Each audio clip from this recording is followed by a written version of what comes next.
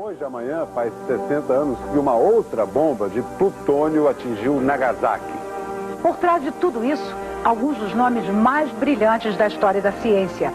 Físicos geniais que se uniram para construir uma arma terrível de destruição em massa. Por quê? Esta é a história de um menino rico que se transformou num físico brilhante e morreu amargurado. Esta é a história do seu Manabo, da dona Kimil. Esta é a história de uma carta que mudou o mundo, enviada pelo cientista mais importante do século XX. É uma história de jovens idealistas e também de traições. Esta é a história da invenção da bomba atômica. Na Europa dos anos 30, os físicos lideravam uma revolução. Qual era o estado da física daquela época? O que havia de novidade? O estudo do núcleo atômico estava progredindo bastante nessa época. O átomo estava sendo desvendado. Ele é a menor unidade da matéria. É muito pequeno.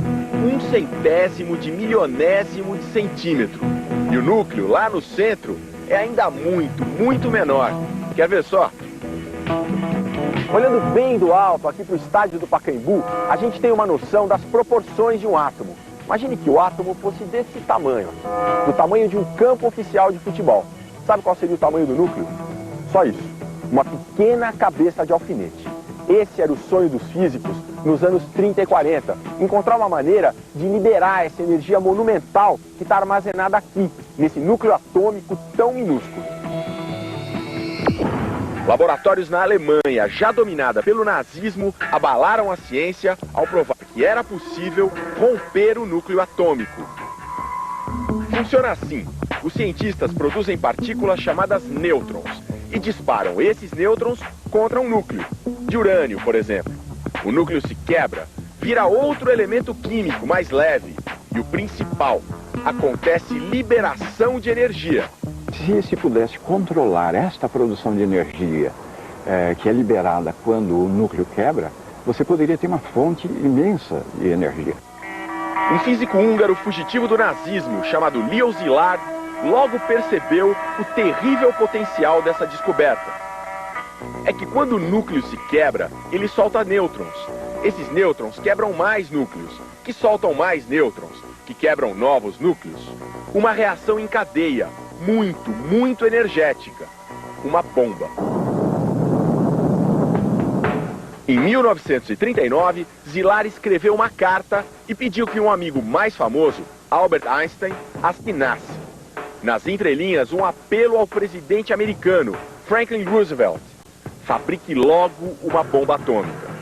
Devido ao receio de que os alemães fizessem isto, ou fizessem também uma bomba, porque os alemães também sabiam dos princípios básicos, todos sabiam. Em 1942, no deserto do Novo México, Estados Unidos, começou a construção da Central Atômica Americana, o Laboratório de Los Alamos, um investimento inédito. No pico do projeto tinha 120 mil pessoas trabalhando, dinheiro da época, 2 bilhões de dólares. Atualmente seria 10 vezes mais. No comando de Los Alamos, um físico genial, de 38 anos, boêmio, leitor de Karl Marx, um fã de poesia, que pela primeira vez ocupava um cargo de alta importância, Robert Oppenheimer. Os pesquisadores tinham dezenas de tarefas. Primeiro, purificar o urânio 235, raríssimo na natureza. É só esse tipo de urânio, o 235, que serve para fazer bomba. Depois, tinham de criar a bomba em si, escolher materiais, formatos, controlar a reação em cadeia, inventar mecanismos de explosão. Uma construção que demandou uma quantidade enorme de esforço de muita gente.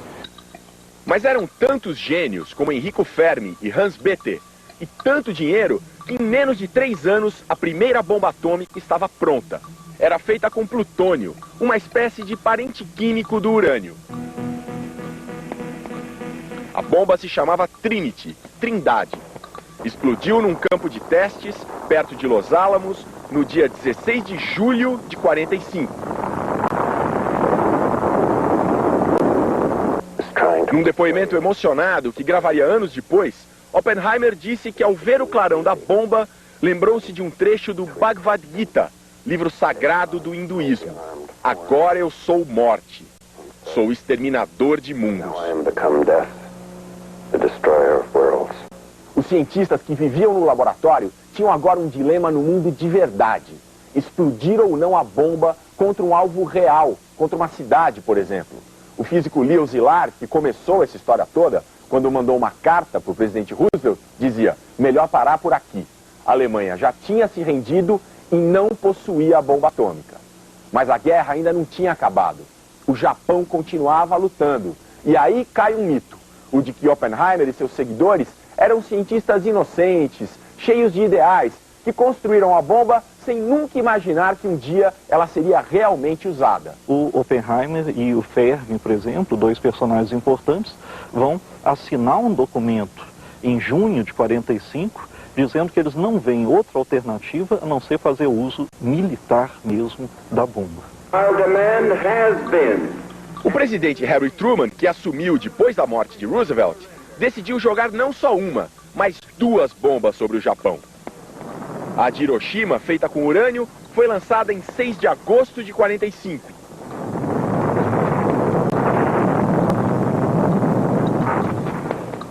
Eu nasci no Hiroshima.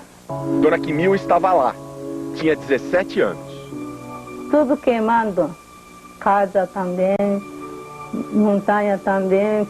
Todo mundo aí queimado e toma que água toma e morre. A de Nagasaki, de plutônio, explodiu 3 dias depois. Seu Manabu Ashihara, na época com 16 anos, viu tudo. その時にね、うちの方はうちの方でそのボンバー別に落ちたんやから爆散地、その時俺はおったんだよ。でボンバーが長崎を落ちた時はただ雲だけ見たんだよね。 No total, cerca de 100.000 mortes instantâneas. Era o fim da guerra. Oppenheimer virou um herói popular, conselheiro do governo americano, até que aos poucos foi se transformando num opositor feroz da construção de mais armas atômicas. Só que nos anos 50, auge da paranoia anticomunista, Oppenheimer foi delatado por ex-companheiros. Seu crime? Ter um passado de esquerda. Julgado, acabou proibido de ter acesso a segredos de Estado. Foi humilhante. O pai da bomba atômica nunca mais se recuperou psicologicamente. Seu Manabu e Dona Kimil também nunca mais foram os mesmos.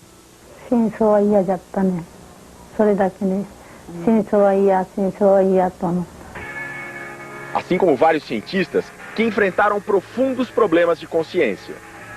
O mundo nunca mais foi o mesmo. Como disse o próprio Oppenheimer, a bomba atômica fez a física conhecer o pecado. Mudou totalmente a capacidade de destruição do ser humano. A característica mais profunda do ser humano, que é, no fundo, a possibilidade da destruição em massa, a morte em grande escala, que faz com que a gente pense seriamente no que é a espécie humana, e faz a gente refletir seriamente sobre ética, sobre humanismo.